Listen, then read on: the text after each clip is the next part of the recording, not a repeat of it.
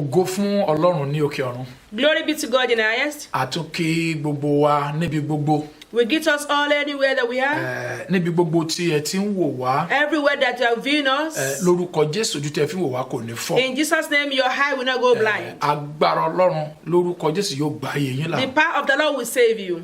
Lónìí a tún wá láti iléeṣẹ́ ìránṣẹ́ wákàtí. Today we are from Heart of Peace Evangelical Ministry. Gẹ́gẹ́ bí ẹ ti mọ̀ wípé ọ̀rọ̀ Ọlọ́run jẹ wá lógún púpọ̀. Just as you know that we value the word of the Lord. Kò sì gbọ́dọ̀ rẹ̀ wá torí pé n tó pa láṣẹ fún wa. And we must not get tired because that's what He has commanded us to do. Àkọlé ọ̀rọ̀ wa fún ti òní. The topic of our sermon for today. Ẹ jí ọmọ orílẹ̀-èdè Nàìjíríà. Awake Nigerians. Ẹ jí ọmọ orílẹ̀-èdè Nàìjíríà. Awake Nigerians. Ṣẹ́rí ní àkókò ìbò tó ń bọ̀ lọ́nà yìí. Do you know this time that we are going to be voting? Ẹ ní láti jí nínú àwọn oorun tí ẹ ń sùn. You need to be able to awake from your slumber. Ó ṣeé ṣe kó jẹ́ àkókò fún Olúwa láti gba orílẹ̀-èdè yìí là. It's possible this time is for the time for the Lord to deliver this country. Èmi àti ẹ lè máa rò ó wípé ó nira pé kò lè dáa. You and I might be thinking that it's so difficult that it cannot be possible. Ṣùgbọ́n mo fẹ́ kó dá ọ lójú pé ó lè jẹ́ àkókò tí Olúwa ṣe tán láti gbé orílẹ̀-èdè yìí. But I want to assure you that this might be the right time for the Lord to walk through that country. A sì rán wa sí àwọn ènìyàn mẹ́ta lónìí. And we are being sent to 3 different people today. A rán wa sí àwọn tí a yàn láti lọ gbé àpótí ìbò láti lọ dìbò. Bẹ́ẹ̀ni. We are being sent to those that have been chosen to go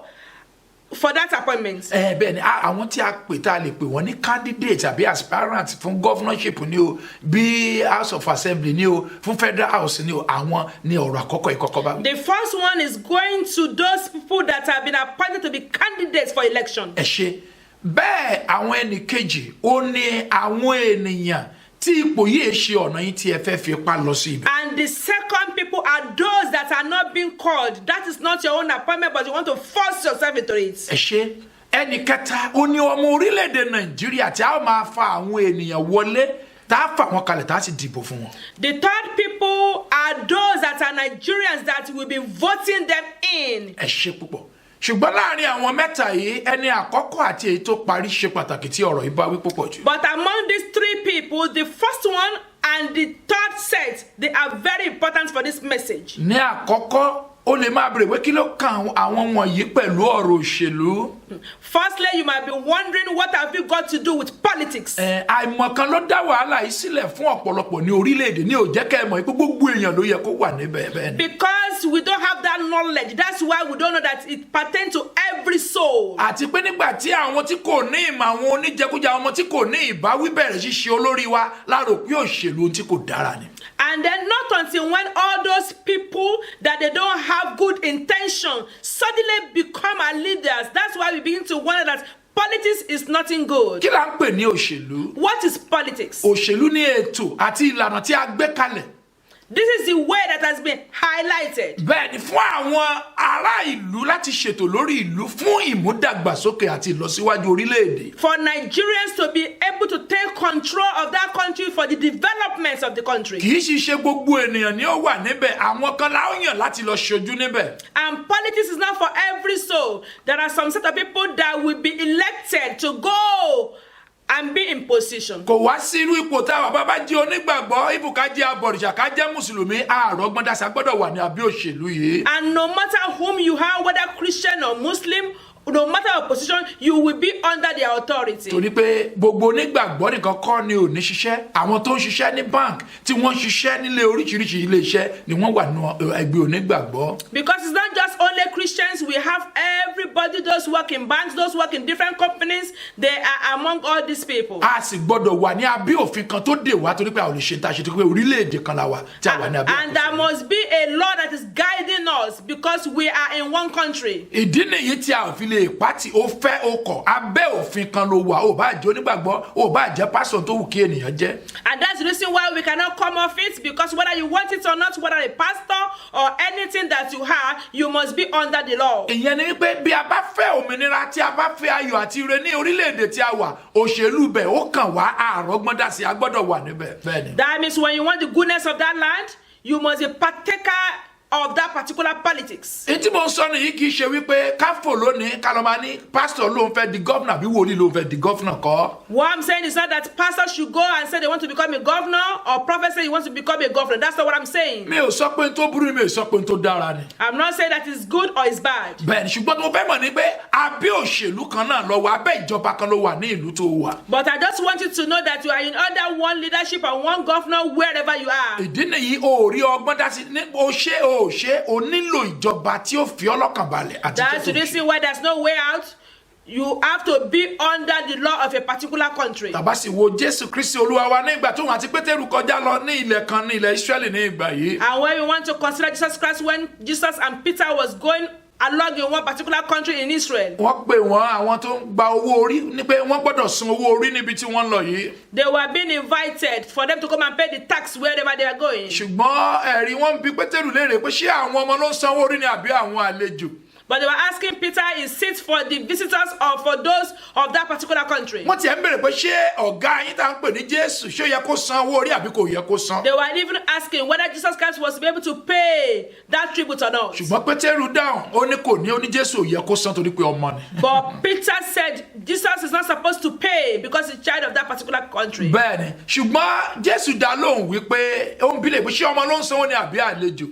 But Jesus asked him, is it the visitor or the children of that country that do pay? Bẹ́ẹ̀ni ṣùgbọ́n Jésù ó wá dá lóhùn wípé àwọn àlejò ló yẹ kó san. But Jesus answered, it's for the visitors. Pétérù ló dá lóhùn pé àwọn àlejò ló yẹ Peter kó san. now answered that visitors are supposed to pay. Ṣùgbọ́n Jésù rí pé a gbọ́dọ̀ ṣe papọ̀ níbi tí a bá wà, a gbọ́dọ̀ jẹ́ ọ̀rẹ́ ibi tá a bá wà. But Jesus Christ was able to see that we need to be able to do it together wherever we are. We must be friends. Bẹ́ẹ̀ni ìyẹn ni òfin tó pé tí a ń pè ní òfin ìfẹ́. That is the perfect law of love. Ibẹ̀ ni àdúrà owó jáde nínú ẹja tí a máa ń gbà tí wọ́n ti lọ mú owó lẹ́nu ẹja ní ìgbà yìí. And that's where we always pray that the Lord that brought money out of the fish. Jésù ní lọ san tèmi àti tiwọ. Jesus Christ said, go and pay for you and I. Kí ló dé tí bàbá òfin sọ ní ọjọ́ ìwé pé kò yẹ ká fún wọn nírú owó yìí? Why is it that Jesus Christ condemned them paying this money on this Èyàn ní day? pé ojú onígbàgbọ́ ó wà ní òṣèlú òsínú òṣèlú ó gbọ́dọ̀ gbàdúrà kí òṣèlú orílẹ̀-èdè tó wà dá. That means whether you're a Christian or not, whether you're in politics or not, you must be able to pray for that country. Ìdí nìyí tí a fi tó fún wa ní ìgboyà pé a lè sọ̀rọ̀ tí a fẹ́ sọ lónìí. And that's the reason, that is what is giving us the boldness that we must be able to say what we are saying today. Ṣé rí ẹ̀yin tí a fẹ́ yàn sí ipò ní ọdún tí ó ń bọ̀ yìí? Do you see those that we want to be elected into position in this new coming year? Ẹ rí pé ọ̀pọ̀lọpọ̀ ẹgbẹ́ òṣèlú ló pọ̀ tí wọ́n yan àwọn èèyàn kalẹ̀ láti lọ dìbò ní ọdún yìí. There are so many people that have been elected into position this year. Ṣùgbọ́n ẹ má jẹ́ tán jẹ́ èèyàn mẹ́rin kọ́ ni wọ́n mú lẹ́ẹ̀kan ẹnìkan náà ni wọ́n mú nú àwọn wọ̀nyí. But don't be deceived. Only one person will go into that position. Torí a ò ní president méjì, àyà ní ẹyọ kan sì ní vice president. Because there wouldn't be two presidents. We would rather have one president and one vice president. Tí a bá wá mú ọ, tí a bá yàn ọ́ láàrin ọ̀pọ̀lọpọ̀ ènìyàn. So if you are now being elected among many, má rò yí pé oògùn tó o ṣe àbí àdúrà tí wọ́n gbà fún ọ ló jẹ́ kó rí bẹ́ẹ̀. do not think it's by your might or by your power. máa rí pé Ọlọ́run mọ̀ sí tó pé tí ò bá mọ̀ sí kò ní ṣeé ṣe. Just know that it's the will of God, because if it's not for the will of the Lord, it wouldn't have been possible. bẹ́ẹ̀ ni kì í ṣe pé àwọn mìíràn wà nínú rẹ̀ lọ́dún yìí tí wọ́n kú níbẹ̀, bẹ́ẹ̀ ni tí wọ́n dùgbẹ́ wọ́n pa ẹlòmíì dànù níbẹ̀. It's not a cause. Many people will be elected and they will die before the time. bẹ́ẹ̀ ni ṣé Ọlọ́run ò sí níbẹ̀ nígbà tí wọ́n kú. Now let me ask you, is that not God there when they were dying? àwọn míì bẹ́ẹ̀ wọ́n na owó wọn dànù, wọ́n tún ta tí wọ́n ní wọ́n na dànù, bẹ́ẹ̀ ni wọ́n sì ní wọlé. Some people will sell all their belongings for that election and they will not even win that election. àwọn míì ó ti lọ pé àwọn wòlíì àti àwọn àfáà Báálì tí wọn ò ní òtítọ́ báyìí láti máa gbàdúrà fún, síbẹ̀ náà wọn ò ní wọlé. Many people will have gone to appoint those fake prophets and those affairs to pray for them. Still, they will not be elected tí in. wọ́n bá wá wọlé má rò pé oògùn tàbí àdúrà tó gbà. So if by any chance you just find yourself in that position, do not think it's your might or your power. jẹ́ kí ẹ̀rù ó bà ọ́ fún ọ̀rọ̀ tó fẹ́ gbọ́ lónìí. You need to be trembled because of the words that is coming forth to you. wọ́n now. máa ń sọ wípé àwọn ọ̀rọ̀ yìí kò lè dí ọ̀dọ̀ yín torí pé kì í gbọ́rọ̀ Ọlọ́run. They do always say that this kind of message will not come to you because you don't have time to listen to the word of the Lord. ṣùgbọ́n ọ̀rọ̀ Olúwa sọ pé olóró ọ̀rọ̀ rẹ̀ jáde ó sì mú wọn lára dá. bẹ́ẹ̀ ni. But the word of the Lord says that he sent forth his word and he healed them. bí ẹ fẹ́ bí ẹ kọ̀ ọ̀rọ̀ yìí yóò kàn yín lónìí ní orúkọ Jésù. Whether you want it or not, this message God gets to you in Jesus' name. yóò sì ṣe ohun tó dára nínú ayé. And it will do that wonders in your life. tí a bá pè ọ sí ipò ní ọdún tó ń bọ̀ yìí. If you have been elected into position in this coming year, o ò bá ṣiṣẹ́ tó dára. you better do that is good. ìwọ ò bá bẹ̀rẹ̀ tí àwọn kan ṣe tí wọn ò lè ṣe You dáradára. better start that thing that some people have already done and they are able to do it well. o ò bá ṣe ohun tí gbogbo ènìyàn máa wò tí ò ní àkọsílẹ̀ ní orílẹ̀-èdè It's yìí. better for you to do what people will look at and they will have good record of it. tó o bá ń bọ̀ wá pé táwọn kan ṣe nìwọ náà ó tún ṣe ó ṣeé ṣe kí ẹ̀mí rẹ̀ ó bá gùn lórí If ẹ̀. you want to follow the footstep of those that have done it before you, you might not last. ó yẹ kí àánú orílẹ̀-èdè yìí ó yẹ kó ṣe gbogbo ẹ̀yin tí a yàn sí ipò ní You need to be 2019. able to have mercy about this country. torí ẹ̀yin náà bí ọmọ Because you too, you have your own ẹ children. ní You ìyàwó have your wives. ẹ sì ń gbàdúrà tẹ̀síwájú. And you do pray for progress for a them. yàn yín síbẹ̀ láti sin gbogbo ènìyàn ni. You have been elected into position for it to be able to kì í serve. ṣe láti sin ara yín. Not to be able to serve yourself. wọ́n ní tó bá ń gbàdúrà fún yín pé ẹ ó ṣe àṣeyẹ tí ẹ sì ń jẹ gbogbo ènìyàn níyà ẹ lè jọ ṣàṣeyẹ papọ̀. Any prophet praying for you that you'll be successful when you are tormenting others, you cannot both successful. bẹ́ẹ̀ ni bí àfa kan bá ń tàn yín jẹ wípé ẹ̀yin ó máa gòkè ogun orílẹ̀-èdè ó sì máa jìyà ìgbẹ̀yìn ayé yín ò lè dára. When any alpha is praying for you that you'll be successful, when the whole nation is suffering, your end will be worse. a yàn yín síbẹ̀ láti ṣiṣẹ́ fún gbogbo ènìyàn ni. You are being elected to work for all. nítorí ìdí èyí ní ọdún tó ń bọ̀ yìí For this reason, this coming year, má ka ọ̀rọ̀ yìí sí àwàdà. don't joke with this message. torí pé ohun tí o rò pé ò ní ṣẹlẹ̀ ó lè ṣẹlẹ̀ ní àkókò. Because whatever you are thinking that will not happen can happen at your own o time. lè rò pé bẹ́ẹ̀ ni ó máa rí ṣùgbọ́n tó jẹ́ pé tí ó ṣẹlẹ̀ ìwọ gan yóò yà wọ́ gan lẹ́nu. You might be thinking that that's how it's going to be happening, but what will happen, you will be mo surprised. padà sí orí ìwọ tó dàbẹ́ nígbà tí ṣé ológo ní ìgbà kan. I'm now coming back to you that seems to have glory before. ìwọ tó oníṣẹ́ gidi lọ́wọ́. You that has got that very good job. ìwọ tí ọkàn rẹ balẹ̀. You that you are at peace. ṣùgbọ́n tí òṣèlú ò kì í ṣọ̀nà rẹ̀. And politics is not your way. bóyá torí ohun tó o fẹ́ jẹ But because of what you want to eat. àbí torí ipò tó ń lé Because of that position of àbí self-interest. torí agbára. Or because of power. ọba lu ọ̀rọ̀ ní gẹ́gẹ́ bí ìfihàn nínú ayé Oh, rẹ. you better receive the message of today as a revelation for your life. kó má bàa bá tó ti ṣe dáadáa tẹ́lẹ̀ So jẹ́. that you not spend that good thing that you've done. kó má bàa pa ọ́ dànù. So that you not just be wasted. kí ló dé tó fi ara rẹ balẹ̀. Why don't you be at peace? kí ló dé tó máa jẹun tó ti ní tẹ́lẹ̀ Why tẹ́lẹ̀. don't you continue to eat what you have? iṣẹ́ tó ń ṣe kí ló dé tó gbàdúrà kó dàgbà. Why don't you focus on your job and pray for it to improve? o mọ̀ pé àwọn ẹlẹ́tìn ènìyàn pọ̀. Don't you know there are many deceivers? wọ́n á ní irú yín là ń wá nílé. Oh, they will say, oh, we want people like you. wọ́n á ní kò sí ẹ tó lè bá yín dùn sá. There's nobody to compete with you. kò sí ẹ tó lè bá yín ṣe rárá. Nobody to compete with you, sir. ẹ̀yẹ ṣáà fún wa ní owó. Just give us money. ká máa pín káàkiri. And we start to be able to pronounce it. ìyà méjì ni ó di olúwa rẹ. You are going to be punished in two ways. ohun gbogbo tó jìyà fún. Everything that you've suffered for. o lè ta lé nítorí You rẹ̀. can even sell your property for that. o lè ta ọkọ̀ You nítorí can rẹ̀. sell your cars for that. bẹ́ẹ̀ ni tó o bá tún wá múra. And if you're not careful, nígbà tí owó bá tán. by the time you finish your tí money, gbogbo dúkìá by the tán. time you waste them wọ́n all, wá béèrè ẹ̀mí rẹ̀. they will not ask for your life. olùmọ̀ sọ yìí pé fún ẹ̀yin tí ipò yìí kì í ṣe ọ̀nà. That's the reason why I said for those of you that politics is not for you. ṣùgbọ́n tó jẹ́ pé torí inú ìtẹ́ ẹ̀fẹ́ jẹlẹ bá débẹ̀. But because of their own self-interest, ojú òní ti kì í ṣe nítorí àwọn ènìyàn. it's not for the people. má sọ ẹ̀mí ara rẹ nù. Do not lose your life. ṣẹ̀wárí ọ̀rọ̀ kẹta. Do you see the third one? ó ní fún ẹ̀yin ọmọ nàìjíríà. It's for every Nigerian. ẹ̀yin ọmọ ìyá mi ní orílẹ̀-èdè yìí. Oh, my family in this country. ẹ ṣe níbi tí ẹ wà ní àgbáyé. Wherever you are in the whole world. ẹ̀yin tí ẹ wà ní amẹ́ríkà. Those in America. tí ẹ wà ní uk. Those in UK. tí ẹ wà ní gbogbo europe. Those in all over tí Europe. ẹ wà ní gbogbo àgbáyé. Those in all over the world. tí ẹ ń lọlé lọ dìbò. That you are going back home to vote. àwọn tí àwọn wọ̀nyí ò tiẹ̀ lé. It's not even difficult for all these people. torí ọ̀pọ̀lọpọ̀ tí ẹ nífẹ̀ẹ́ ṣe. Because many of them don't want to do it. bó ti ẹ̀ gbogbo àdàlà ní àǹfààní láti lè ṣe. That's why the fact that we all have that particular grace to be able to do it. nígbà tó bàjẹ́ la mọ̀ pé la rò pé a ò ní ẹ̀tọ́ láti dìbò. When it's not getting spoiled, that's why we are thinking that we don't have the right to vote. onígbàgbọ́ yẹ kó jáde ní ọ̀pọ̀ yàtọ̀ láti lọ dìbò. Every Christians, we should go in full force to go and ká vote. lè ní àwọn onígbàgbọ́ tí ó mọ tó bẹ̀rù ọlọ́run tí wọ́n lè So ṣe that ìdájọ́ we orílẹ̀. can have true Christians to be placed in position. ṣùgbọ́n ìmọ̀ká àti ẹ̀rù ń dẹ́rù bà wá. But because of lack of knowledge, it's making us to be scared. a rò pé tí ò yẹ ká dá sí. We are thinking it's something not important for a us. rò pé ìríra ló jẹ́ fún We are wa. thinking it's something of hatred for nígbà us. tá a bá fi àyè lẹ̀ fún èṣù láti darí. It's because you are not allowing the devil to rule. tí o lè lo ìbò rẹ láti gbé àwọn tí ó You ṣe dáadáa cannot wọlé. use your votes to be able to vote the right people in. tí onígbàgbọ́ ò lè yọjú síbẹ̀. When Christians are unable to go and vote, àwọn tó ní ọpọlọ ò lè yọjú síbẹ̀. those that are knowledgeable are not voting. àwọn tó ní ìmọ̀ tí wọn ò lè yọjú Those síbẹ̀. with wisdom are not àyè voting. ò ṣiṣẹ́ fáwọn tọ́ọ̀gì Then láti you máa are darí leaving wa. rooms for thugs to rule us. àyè ò ṣí fún àwọn ọmọ ọ̀tá láti darí wa. Then you are not giving rooms for thugs to rule us. ṣé torí pé wọ́n ń sọ òyìnbó? Is it because they can speak fluent àbí English? torí aṣọ tí wọ́n wọ̀? Or it's because of the way they dress? ọ̀pọ̀lọpọ̀ ni ò gbọ́ràn sí bàbá rẹ̀ lẹ́nu. Many of them are very disobedient. to their ọ̀pọ̀lọpọ̀ parents. nínú wọn ni wọn ò dára nínú ilé. Many of them are not good at home. ọ̀pọ̀lọpọ̀ ni bàbá rẹ̀ ti gbé ṣépè nínú wọn. Many of them have been cursed by their tó father. ní wọn ṣe ọmọ tó dára. That they are not good children. àwọn náà fi ṣe olórí lónìí. Those are the ones we are putting in position. ẹ̀ ń gba owó.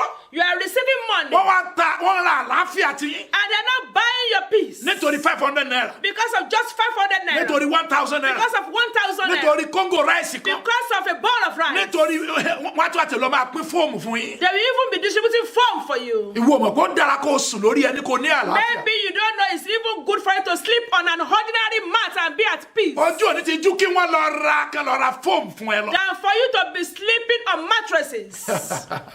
ọmọ orílẹ̀-èdè nàìjíríà Nigerians, ẹ má ta ọjọ́ ìbí yín mọ́. do not sell your birthright. ẹ má ta ogún ìbí yín mọ́. Do not sell your birthright. ẹ má ta ògo yín mọ́. Do not sell your glory. àwọn wọ̀nyí tabari wọn ní ilé ọba. Those people, when you see them abroad, ilé tí wọ́n rà àwọn tó ń gbé ibi orí rà. the property that they are living, that they are buying, those that are there are unable to buy ọjọ́ them. mélòó ni ọmọ nàìjíríà yóò máa sùn nínú oorun ikú yìí. How many days will you remain to be the way you are? ọjọ́ mélòó ni wọ́n wàásù fún wa tí etí wa yóò là láti rìn How lọ́nà long yìí. are we going to preach for you for your ears to be open? ọdún mélòó la wà nínú ìdí àwọn ènìyàn How yìí. many years do you want to put yourself in bondage? ẹ mọ̀ pé ọwọ́ yìí ni agbára wà. Maybe you don't know that that power is in ẹ you. retí ọlọ́run kó You sọ̀kalẹ̀. are expecting the Lord to descend. nígbà tó fún yín ní epo When He has given you that treasure, ẹ fẹ́ kó máa kọ́ yín bí ẹ tún ṣe lu you epo. still want Him to teach you how to use those ó treasures. fún yín ní ilẹ̀ tó He dára. has given you that good land. ẹ fẹ́ kọ́ ọlọ́run ó tún You sọ̀kalẹ̀. want Him to come kó down máa kọ́ yín bẹ́ẹ̀ ṣe máa gbin kókó. and teach you how to plant ó on those ó grounds. fún àwọn ọmọ yín ní ọgbọ́n. He has given your children ẹ wisdom. tún fẹ́ kó sọ̀kalẹ̀ bí wọ́n And ṣe you máa want Him lò. to come down and teach them how to use those wá wá wisdom. máa fún yín ní owó tí ò They tó will not nǹkan. give you peanuts. ẹ wá wo ilé ìwé tí àwọn ọmọ wọn lọ Look níbí. at the type of schools that the children attend here. àwọn ọmọ tí wọ́n bí sílùú yìí wọn ò lè afford. Even the children that are being born here cannot afford to go to that kind of school. wọn ò lè afford láti They lọ. cannot afford to go to that kind of school. nítorí ìbò ọdún mẹ́rin. Because of that, your vote for 4 years. ẹlòmíà wí pé ara owó bàbá ni láti gbà lọ́wọ́ wọn yẹn. Some people will say, yeah, we've already received some of our forefathers' money. ẹ bèrè àwọn pé lọ́wọ́ bàbá wọn tí wọ́n Ask fún them, how much is that money given unto them? 1000 naira. Just 1,000 naira. aláwọn jẹ́ lára owó àwọn tí wọ́n They kó say, yeah, ni. we are eating out of the money that they've stolen. ẹ bèrè pé lóní owó yìí. Ask them, how much is that money? bóyá 5000 naira. Maybe 5,000 naira. 5000 naira lówó bàbá rẹ̀ 5,000 naira is of forefathers' tí money wọ́n gbà láti bí that 70 they've years. taken from about many years. tí ìyá sì ń jẹ́ ọ́. And you're still suffering. Like 5000 naira owó tí wọ́n gbà lọ́wọ́. 5,000 is what has been taken away from you. ẹ pín fídíò yìí fún gbogbo ènìyàn. Share this video to every soul. fún àwọn tí wọ́n ń sùn. For those that are still sleeping. fún àwọn tí wọ́n ń tàn jẹ. For those that have been deceived. fún àwọn tí ojú wọn ti fọ́. For those that are blind. fún àwọn tí wọn ò ní òye. For those that lost the wisdom. ìwọ òpé ìbùkún ra ní mú ní là. You don't know that the blessing of the Lord is the one that can make you rich. bàbá fún ọ ní 1 million If you naira. are being given $1 million naira. tí o bá lò ó bó If you ṣe bí o don't bá use it the way you're supposed to use bí it. o bá jí ọ̀nà tó ti wá bá If it's dára. not the true way that you are receiving it from. o níwọ̀n bóyá wọ́n gbé mọ́ ọ You lọ́wọ́. wouldn't know when it will be stolen. èmi náà rántí bí ọdún mẹ́fà I sẹ́yìn. remember about 6 years back. wọ́n gbèrò olú owó bẹ̀ wọ́n gbé wá sí àdúgbò mi. That kind of money was being brought to my èmi neighborhood. náà wà lára àwọn tó le díẹ̀ ní ìgbà yìí. I was so stubborn as at this time. wọ́n ní irú ẹ̀yin tá a lè gbowó fún They ni. said, oh, these are the kind of people that we want to give this money tí ẹ to. lè pín owó ìka. That you can distribute this money. àwọn tó máa ń gbà yín náà ó máa wò mí People lébà. who knows about this will be watching me as ọ̀kan I lómi ó speak. máa rẹ́rìn And báyìí. this one that will be smiling. wípé ọkùnrin tún rántí ìgbà That this yìí. man can still remember. à ń pín owó yìí nígbà They yìí were tó tọ́. distributing this money truthfully. tó pọ̀ wà lọ́wọ́ wá ń gbà A yìí. lot of them was in the pocket. mo sọ fún ọ pẹ̀lú I ìdánilójú. am assuring you today. tó fi di wákàtí Up yìí till now. mi ò lè sọ. I cannot even say. ṣé wọ́n jí owó ìgbé lọ́wọ́ Did mi. they steal this money from me? aṣọ ni mo fi rà ní. All other money just gone. oúnjẹ ni mo fi jẹ ní. What about I use that money for? ní ọjọ́ náà ni mo ń I sọ. cannot account for mi this ò money. mọ bí owó náà ṣe On lọ. that day, that money just went away like torí pé that. kò lè pẹ́ lọ́wọ́ mi. Because it wouldn't last. torí pé kì í ṣe ó tó yẹ kí n gbà. Because it's not what you're supposed to torí receive. ogún ìbí mi ni mo lọ fẹ́ Because lọ. I'm already selling my birthright. wo ni mo ń sọ fún ọ I am lónìí. saying to you mo today, jẹ́ ẹ̀rí kan fún ọ I lónìí. am a living testimony. kò sí tí wọ́n lè fún ọ. There's nothing they can give unto you. òun náà ni wàhálà fi pọ̀ ní That's orílẹ̀-èdè. why we have problems everywhere. ẹ wo wàhálà ní orílẹ̀-èdè. Look at problems everywhere. ẹ wo ẹ̀jẹ̀ àwọn èèyàn Look lórílẹ̀-èdè. at the blood of the people. ó wáyé kẹ́ ẹ fúra. You need to be able to be conscious. Ọmọ mélòó ni wọ́n pa ní àárín ọdún How mẹ́rin? many children of theirs that has been killed in 4 years? Ìyàwó wọn mélòó ni gbọ́mọ How jí many gbé? of their wives has been kidnapped in 4 Ẹ̀yin years? ènìyàn yìí. You these people. Ẹ̀yin lẹ ń jẹra yín níyà. You are the one punishing yourself. Ẹ̀yin lẹ ń pọ́nra yín lójú. You are the one that is tormenting yourself. 2019 tó ń bọ̀ yìí. 2019 that is coming. Orí ọ̀fẹ́ ló jẹ́ fún yín. It's a great grace for you. Bí àwọn ọ̀dọ́ ni àrùn jáde. It's going to send youth out. Bóyá àwọn ọ̀dọ́ ilẹ̀ ẹ̀ràn jáde. Maybe you need to send your youth forth Tí wọ́n ní òye. that has wisdom Tí ìbẹ̀rù Ọlọ́run wà pẹ̀lú. and the fear of the Lord Tí ẹ ti gbéyẹ̀wò. that you've already examined Tí wọ́n ti dá májẹ̀mú fún yín. and they've made covenant with you. Pé tó o bá yẹ májẹ̀mú That yìí. if you turn away from that covenant, Àwa la gbé ọ síbẹ̀. we are the one that placed you there A yọ kúrò ní. and we are going to remove you. Ṣé bí agbára ń bẹ láti yọ ènìyàn? There Pé ní is patient. power to impeach them. Ṣé bẹ́ẹ̀ lágbára sọ pé o ò ṣe dáadáa fẹ́ There jọ? is power to impeach anyone that is not doing it right. Kí ló dé tí ó wà nira ní orílẹ̀-èdè Why wa? is it so difficult in our country? Àwa sọ Ọlọ́run lẹ́nu. Now we are just mocking Ó God. wá dàbí ìgbà tí Ọlọ́run kì í It's gbàdúrà. as if God does not answer prayer Ẹ wo anymore. orí òkè bó ṣe pọ̀ tó. Oh, look at the old mountains in Ó ṣe bí Nigeria. lànà bá wọn òjíṣẹ́ Ọlọ́run. It's so sad for the ministers of the Lord. Òjíṣẹ́ Ọlọ́run oníjẹkújẹ. Ministers of the Lord that they are so corrupt. Ọkọ̀ tó ń kójọ. Those cars that you keep buying. Àfàmọ́ ẹgbẹ́ àwọn ọkọ̀ ẹni ó pa ọ́ dànù. Oh, maybe those cars will even kill you. Torí pé àlàáfíà orílẹ̀-èdè ọ̀kan. Because you are not interested in the peace of that country. Bẹ́ẹ̀ ẹ̀yin gẹ́lẹ́ tún gbowó lọ́wọ́ You àwọn are the one that ènìyàn is receiving money from them. láti máa gbàdúrà So fún be able to pray for pé them. wọ́n máa So tẹ̀síwájú. that they will Ẹ progress. má ṣì mí gbọ́. Don't misunderstand Dandan ló yẹ ká me. gbàdúrà fún wọn. It is good to pray for Torí pé àwa them. ní abẹ́ ìjọba wọn. Because we are still under them. Bẹ́ẹ̀ ni àwa gán kópa nínú ìjọba yìí. Even we too, we are particular of this Lábẹ́ kingdom. ìjọba yìí la ti ń ṣòwò. Under this kingdom, we are trading. Ibẹ̀ náà la kọ́ ṣọ́ọ̀ṣì sí. And that's why we have our churches. Ó ní òfin tó di àwa There náà. are laws that Àwa bind náà us. níṣẹ́ tí àwa náà ń We ṣe. have things to do. A lè ṣe tó wù wá. We cannot just do as Torí we pé a like. jí onígbàgbọ́. Because we are Christians. Dandan la gbọ́dọ̀ gbàdúrà fún. Compulsory, you need to pray for them. Tí wọ́n bá ń ṣe nǹkan tí ò If dára. they are doing what is not good, Kí ló tó ju wa máa ń fọ́ kúrò ní? why is it that we keep to blind our eyes? Ìdí tó fi kẹ́yìn òjíṣẹ́. That's the reason why ministers of the Lord need to Àkókò nìyí. It is high time. Orí ọ̀fẹ́ ló jẹ́. It is a great Tá a bá grace. múra láti ṣiṣẹ́ lọ. If you are prepared and ready from now Tí a lè gbàdúrà. to pray, Tí a lè ronú. to think about Tá a it, dá fi sí ipò yìí. to meditate on whom to put in this Tí a position, pa láṣẹ. and we make that authority Wípé tẹ́ ẹ fẹ́ ká ṣe that this nìyí. is what you want it to do. Tó o bá dẹ̀ ṣe. And if you don't do it, Gbogbo òlu ni ó máa bá ọjà. every country will fight with Ẹ rí i pé you. ó ní kọ́kọ́ nira tí wọ́n bá It bẹ̀rẹ̀. might be difficult at first, Ṣùgbọ́n tá a bá fara dà á. but by the time we endure, Orílẹ̀-èdè yìí ò dára. this country will be good. Mo tún ṣàkíyèsí kinní kan. And I now observe something. Gbogbo àwọn tá a ń pè ní gómìnà. All those that we call governors, Tá a pè ní presidency. all those that we refer to as presidents, Gbogbo wọn ni wọ́n ní èrò tó dára. many of them, they have good thoughts in their Ìwọ mind. ọ̀pọ̀lọpọ̀ yín tẹ́ ń fi ọba jẹ. But many of you that you put them in position, Bẹ́ẹ̀ ni ọ̀pọ̀lọpọ̀ yín. many of you, Ẹ̀yin lẹ́ni wọ́n gbọ́dọ̀ ṣe nǹkan you wọ̀nyí. are the one that has said they must do this. Tí wọn ò bá ṣe é. And they don't do Ẹ yọ wọ́n kúrò it, you will níbẹ̀. impeach Ẹ them. gbọ́ ọ̀rọ̀ Olúwa o. Hear the word of the Ẹ Lord. gbọ́ ọ̀rọ̀ Olúwa o. Hear the word of the Ẹ gbọ́ ọ̀rọ̀ Lord. Olúwa o. Hear the word of the A lè Lord. fún yín ní agbára You might be nítòótọ́. given that power to Ó sì fún today, yín ní ìdánilójú. and then you be rest assured Pé kò sí kó tó lè ṣe. that there's nothing that can happen. Ṣùgbọ́n kò tó agbára Olúwa. But that is nothing to compare with the power of the Lord. Kò tó agbára Olúwa o. It's nothing to compare with the Bí power of the Olúwa bá Lord. dé nínú ìbínú rẹ̀. If the Lord come in his wrong, Ó ṣeé ṣe kí ara yín má lè it's gbà á. possible that you are unable to take Ṣùgbọ́n it. tó kàn mí jù. But the one that contains Tá a fi me, jáde. that we are here Ó ní today, ẹ̀yin ọmọ orílẹ̀-èdè is Nàìjíríà. all ye Nigerians. Ọlọ́run bùkún ọ. The Lord has blessed you. Ògo ń bẹ́nu rẹ̀. There's glory in you. Ṣé torí ìyà tó ń jẹ Is it lórílẹ̀-èdè? because what you are going through now? Wá sí ilé ọba. Come to this country. Ohunkóhun tó o bá ní nímọ̀. Anything that you Wọ́n bọ̀ know, gbé sókè. they will help you. Torí ibi tó o ti bára rẹ ni. Because it's because of where you find yourself. 1,000 lè ràn ọ́ lọ́wọ́. 10,000 cannot help 10,000 you. lè ṣẹ́gun rẹ̀ yìí. 10,000 cannot conquer Wọ́n you. 1 million lè má ràn. 1 million might not be able to do it. Má jẹ́ ká má ta ogún Do ìbí rẹ̀. not sell your birthright Ebi wo anymore. ló ń pa ọ́? And what kind of hunger is Irú this? ìyàwó ló ń jẹ ọ́? What kind of problem is Tó wàá this? gba 1,000 for That good you 4 don't years. receive 1,000 for a whole 4 years. Ó rí pé ìtìjú lánàá. It's a thing of shame.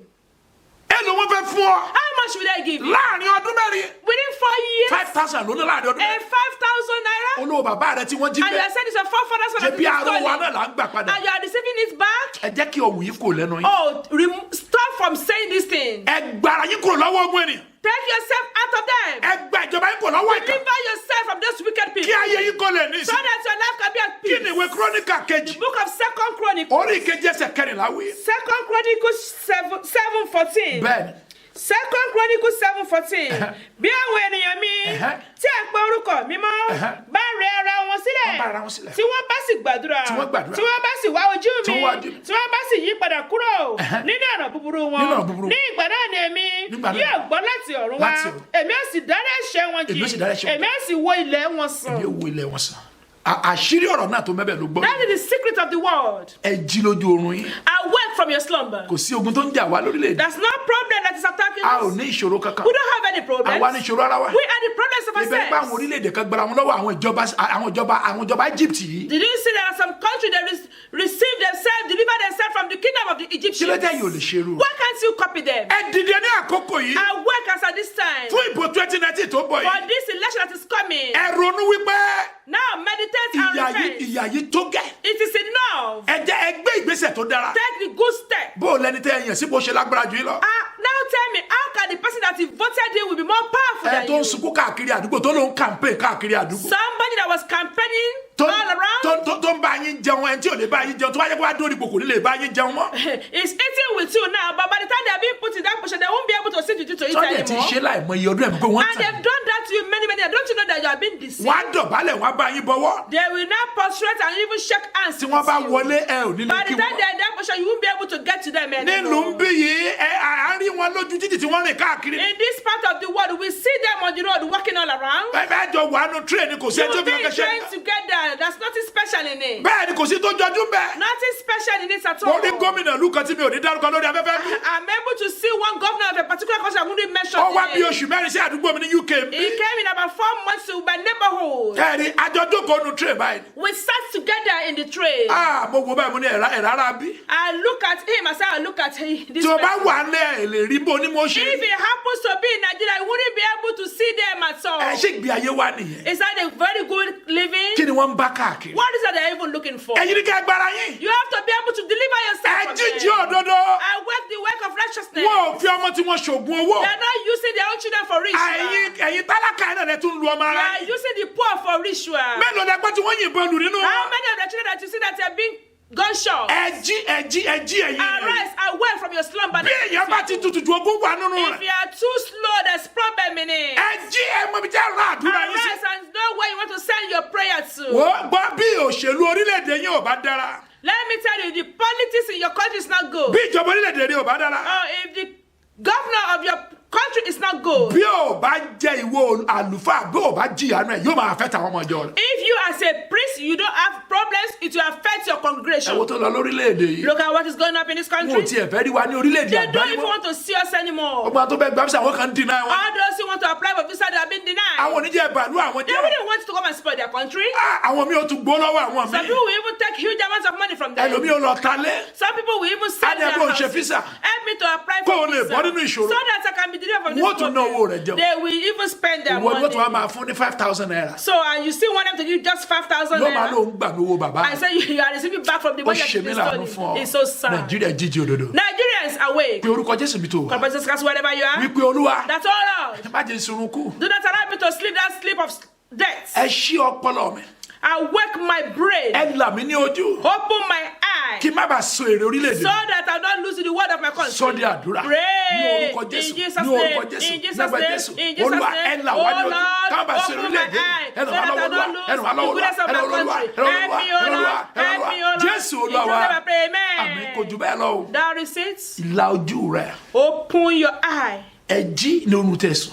Awake from your slumberness. gbogbo ìpàdé ìbò tó ń bọ̀ lọ́nà tí wọ́n máa ṣe láti sìn lọ. Every meeting of the policies that they'll be doing from now, máa rántí ìwàásù yìí. always remember this sermon. ẹ mẹni tẹ́ fẹ́ yàn. Know the one you want to appoint or elect. ṣé ó lè ṣiṣẹ́ àbó lè ṣiṣẹ́. Will they be able to work or do kí it ọ̀rọ̀ right? yìí wà lẹ́nu gbogbo Will yín. they be able to serve you? Let this be in your mouth. kó má jẹ́ pé èèyàn ọmọ ẹgbẹ́ nìkan lẹ́ẹ̀ máa So sọ. that it not just be among you alone. àwọn lídà Or oníjẹkújẹ. even all your leaders that are so corrupt. wọ́n á máa sọ pé má dà wọ́n lóhùn. They'll not be said, don't listen to them. nígbà tí wọ́n ń pè mí nílé lẹ́nu ọjọ́ mẹ́ta yìí. When they gave me a call few days àwọn back, lídà olóṣèlú tó ti kú òlóòkà. all those leaders, politicians that are dead, wọ́n are láwọn ilé wọn many. kọ́ṣe wọn gbélé wọn. And I was asking about their big houses. àwọn mọ́tò ẹ̀kọ́ wọn ni wọ́n ti godó sínú Even àgbàlá. all their cars, were they being buried with their cars? Ìgbẹ̀yìn ayé They náà said ni. they are not spoiling their that is the end of life, end of everything. ẹ jí ọmọ nàìjíríà. Awake, Nigerians. Yóò sì dára fún yín. And be well with mo you. gbàdúrà fún yín. I pray for ní thee orúkọ jésù. in the name of Jesus Christ. àbáròpọ̀ nǹkan ò lè ṣeéṣe mọ́ ní That orílẹ̀-èdè. there's nothing impossible in this country. ní 2019 In yìí 2019, ìjọba òdodo the true kingdom,